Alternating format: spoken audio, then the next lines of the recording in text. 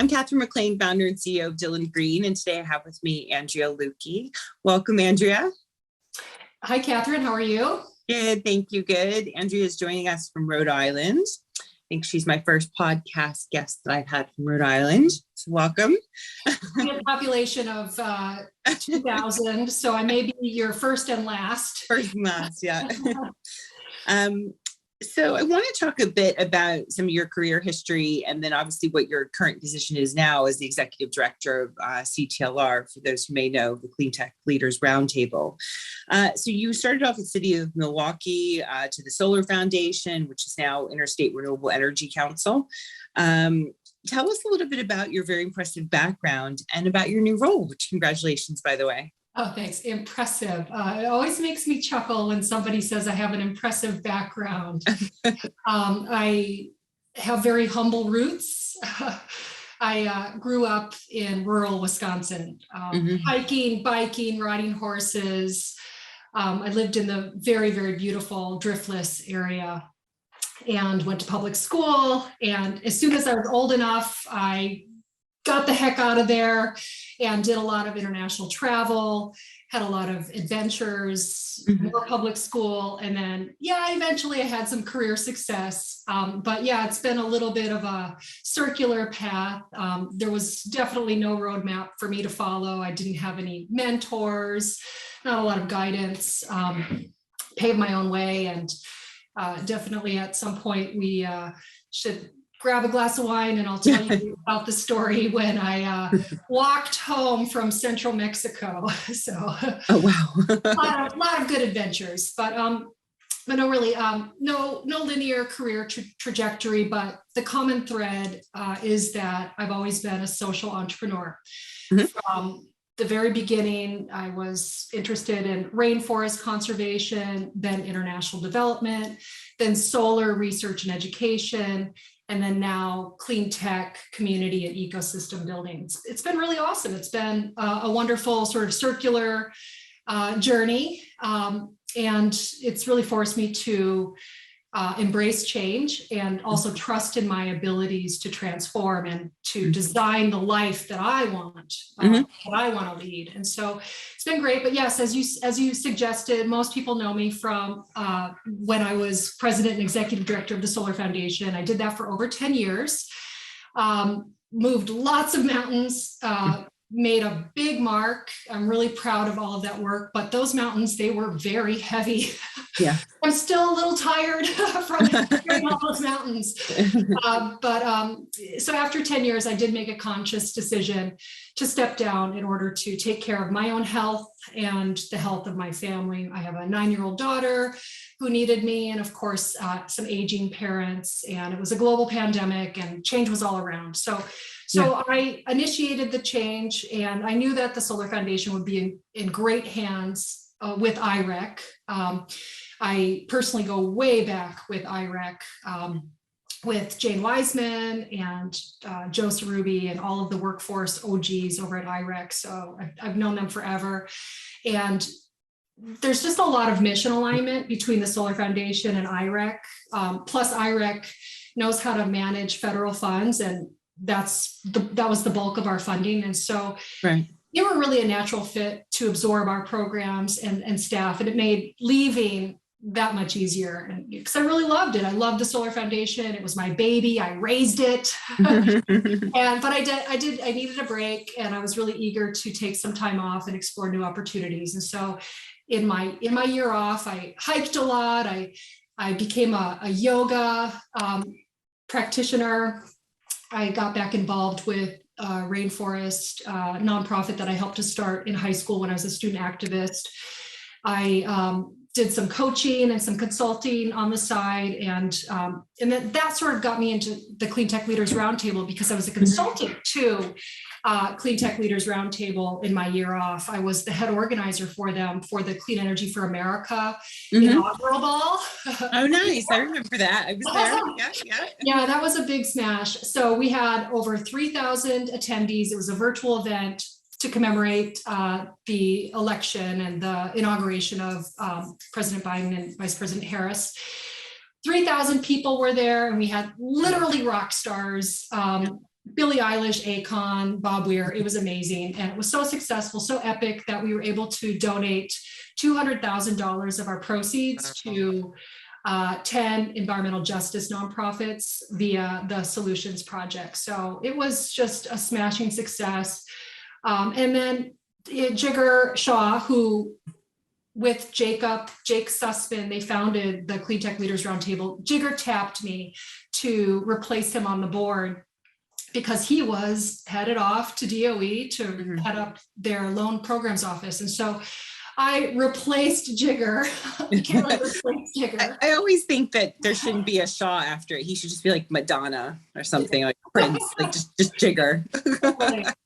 Yeah, so I those are tough shoes to follow, that's for certain. But yeah, no pressure, right?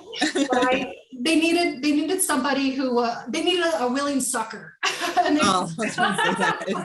they found me, and so I was on the board for doing some board work, but it became increasingly clear that the Cleantech Leaders Roundtable really needed more attention, more active staff support. It was being supported on a part-time basis by the Clean Energy Business Network.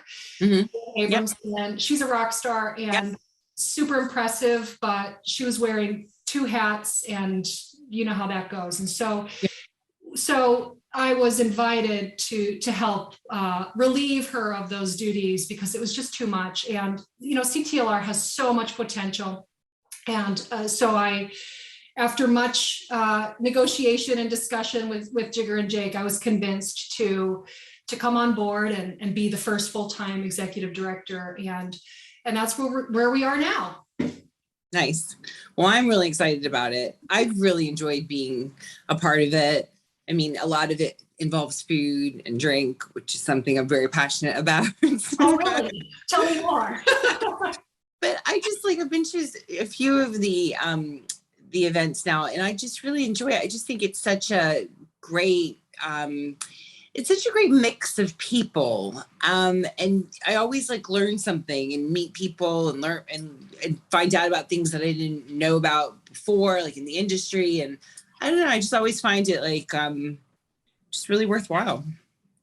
Well, I'm glad to hear that. Yeah, I agree with you. It's got a lot of potential. The caliber of the people that we are working with is exceptional. I mean, we are talking about the very best, the very brightest, world-class entrepreneurs and investors. And we have a huge community of investors, and you know, bringing those two groups together, a lot of magic can happen. And so that's what I'm trying to curate and create in this new role at the Cleantech Leaders Roundtable.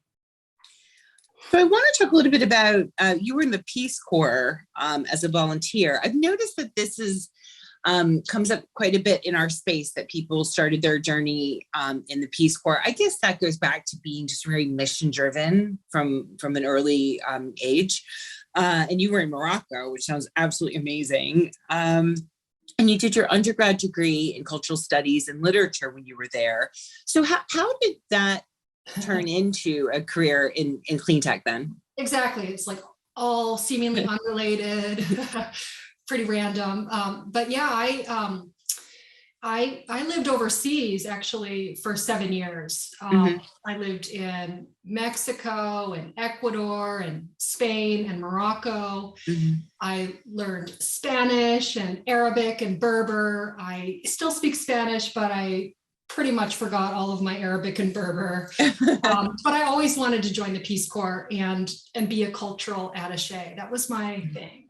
And you know, Morocco is exotic. It's different. It's an extraordinary country. It's got the Mediterranean and the Atlantic. It's got 3 mountain chains. It's got the Sahara Desert and some of the most exceptional, welcoming people on the planet.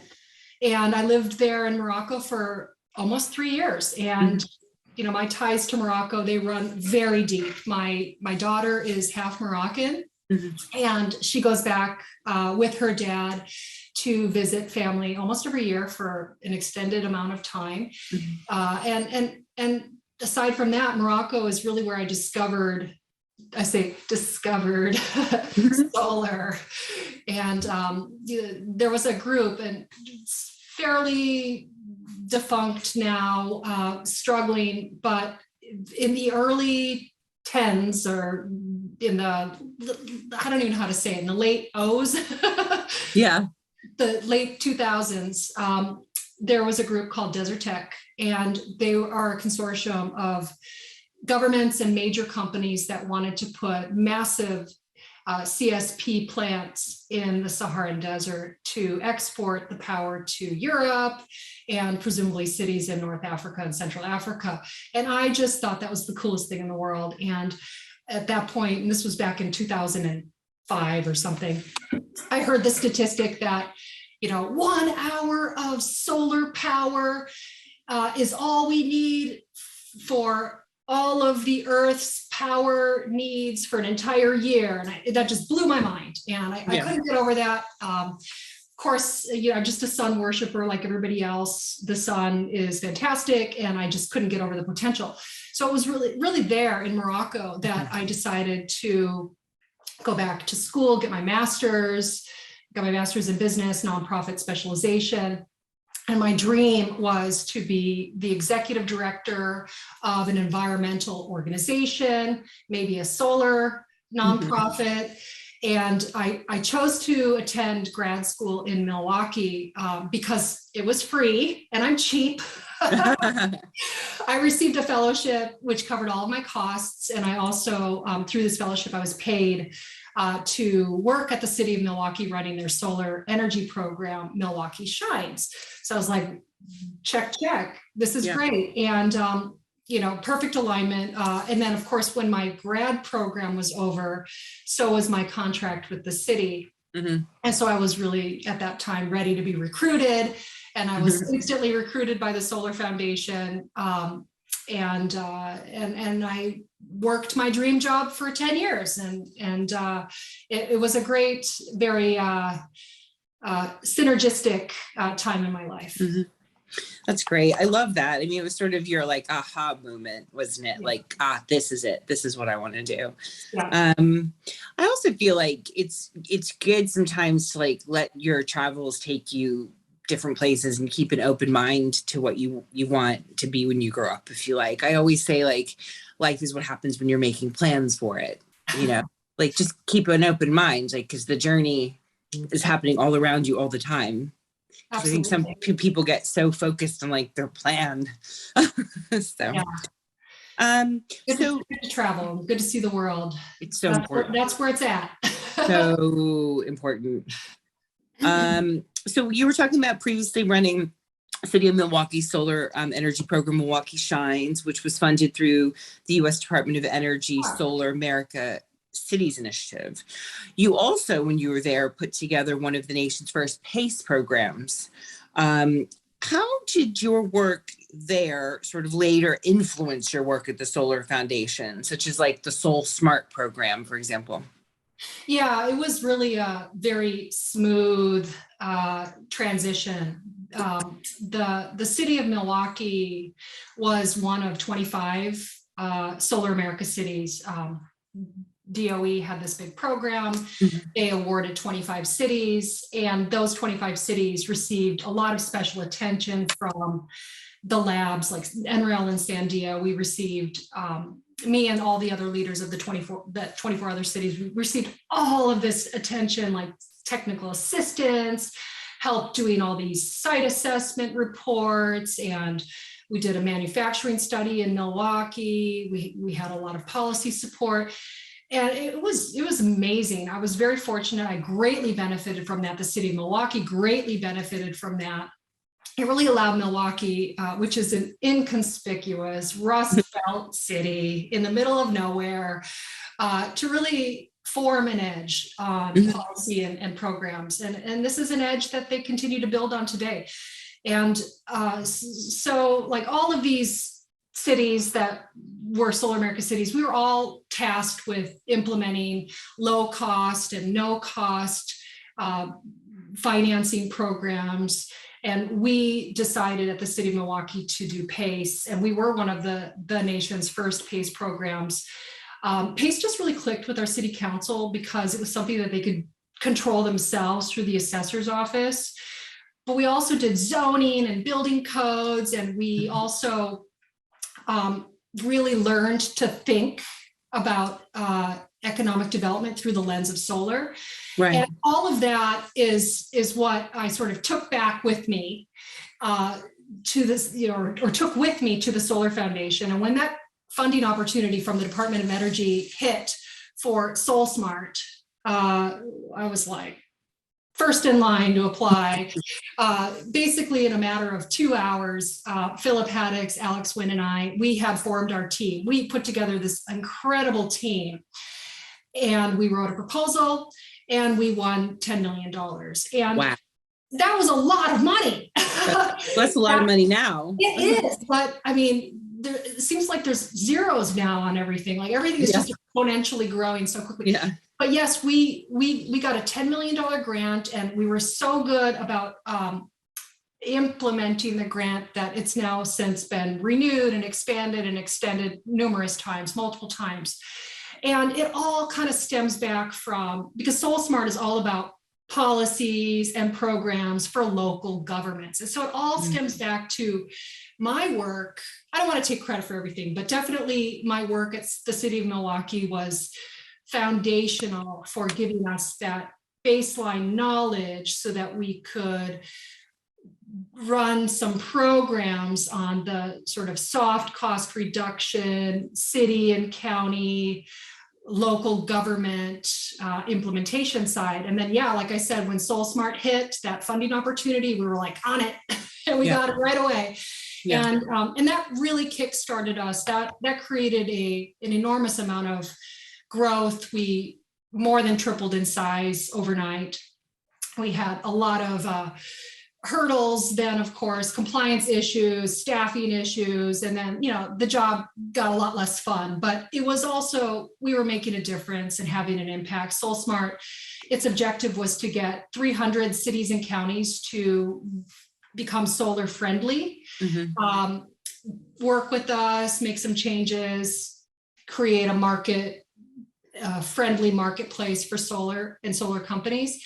And now we're talking about 500, 600 cities and counties. It is just going gangbusters. And it's one of the most successful programs, I think, that's come out of the soft cost side of DOE's solar program ever. That's amazing. Really amazing. I want to talk about this. So as a lot of people know, I'm very passionate about diversity within our industry, but you've obviously been a champion of this long before it was talked about in such depth as it is now. So you spent many years at the Solar Foundation, REC, as we're now calling it. In fact, I believe you were the first employee at Solar Foundation, as you've mentioned.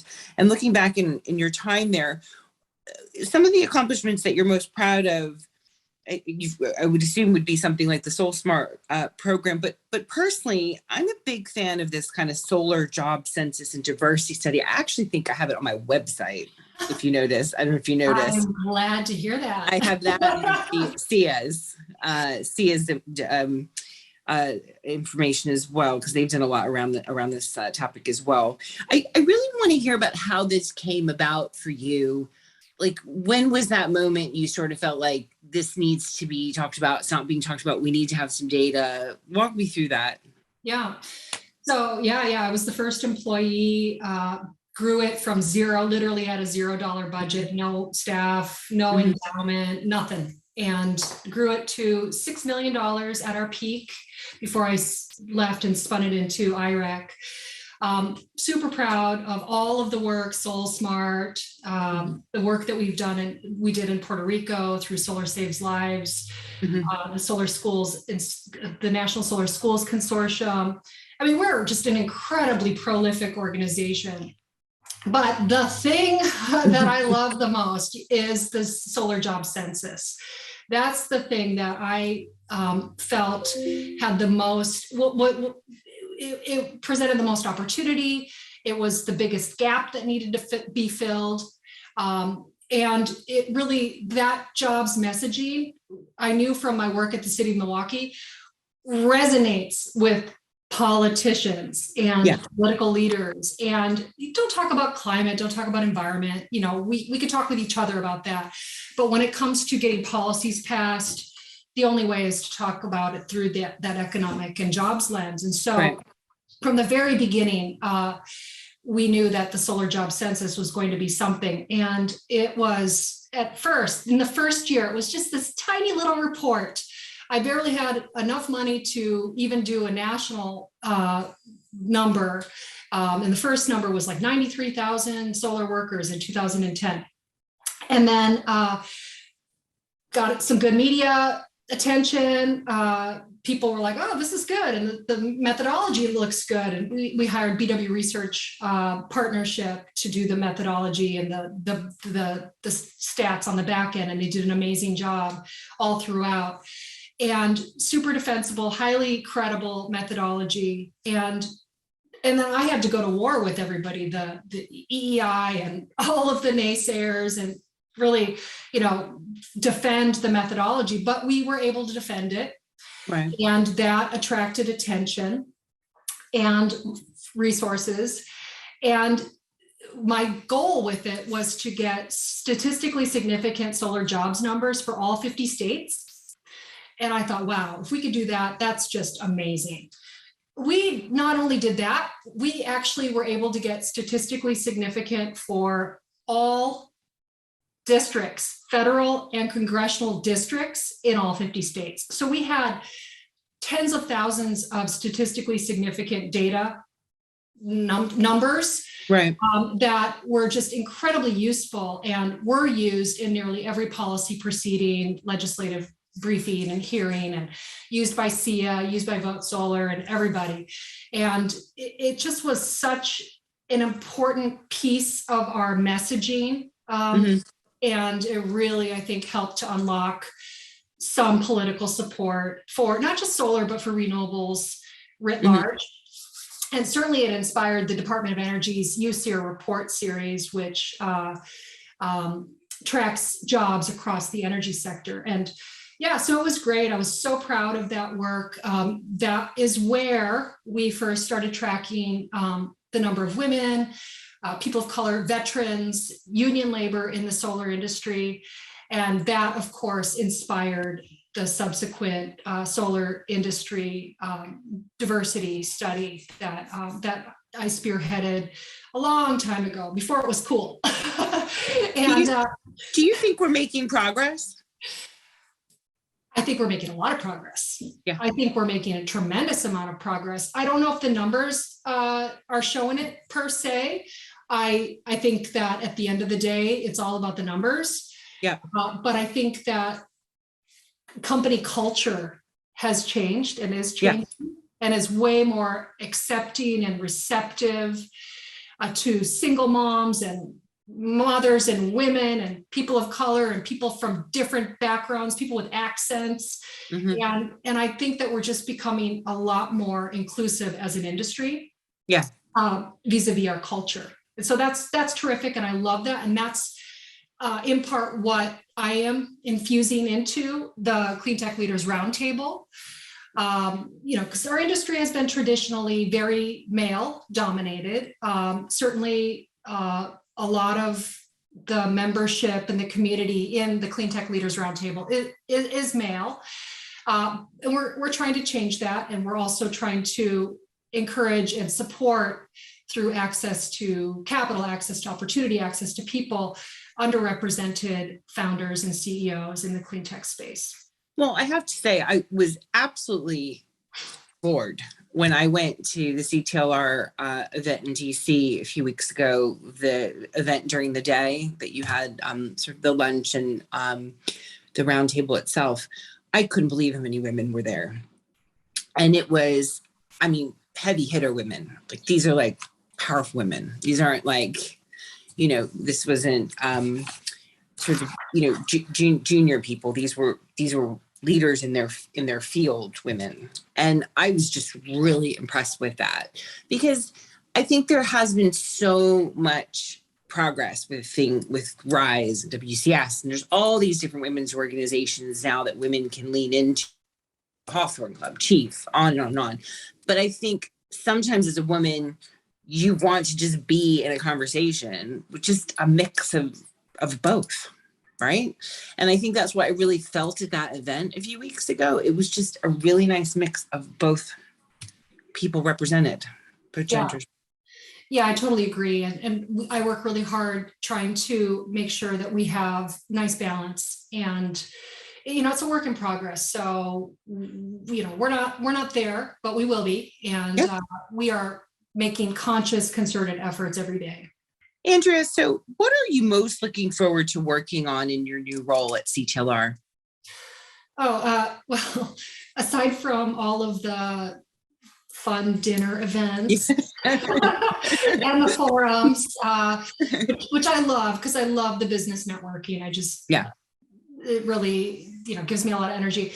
But I would say the two things that I am most excited about are our angel investment initiative and our support for underrepresented founders and CEOs through our TELX fellowship. And in terms of the angels, we call it CTLR Angels. We did a lot of strategy sessions. You were part of our strategy sessions, and our group highly recommended forming an angel investment platform.